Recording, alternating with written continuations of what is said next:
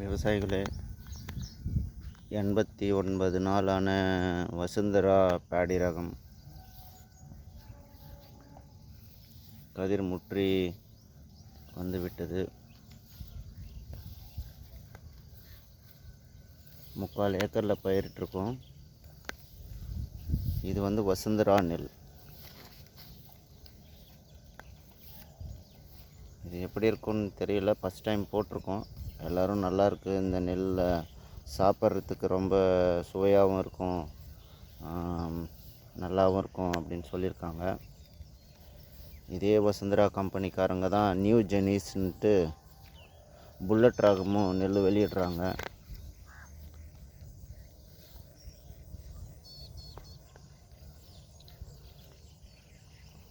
இது ரெண்டுமே ஒரே டைமில் தான் நாற்று விட்டு நட்டோம். மேலே இருக்கிற கழனி சீக்கிரமாக நெல் வந்துச்சு.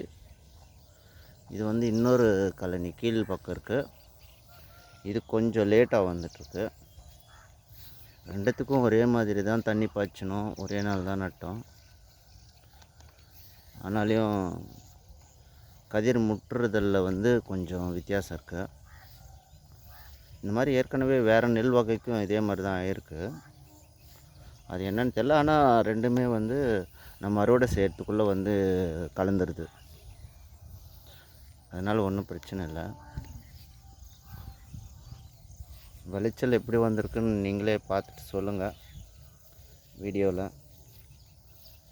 வேறு யாராவது வசுந்தரா போட்டிருக்கீங்களா இதுக்கு முன்னாடின்னு கமெண்ட்டில் சொல்லுங்கள். கொஞ்சம் பனிமூட்டமாக இருக்குது, லேசாக மழை தூரிட்டுருக்கு, அதனால தான் வீடியோ கொஞ்சம் குவாலிட்டி இல்லாமல் இருக்குது.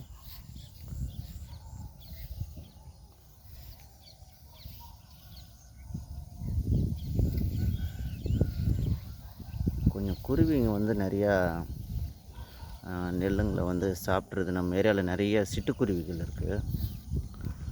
உங்களுக்கு சிட்டுக்குருவினுடைய அந்த கீச்சல் கேட்கும்னு நினைக்கிறேன்.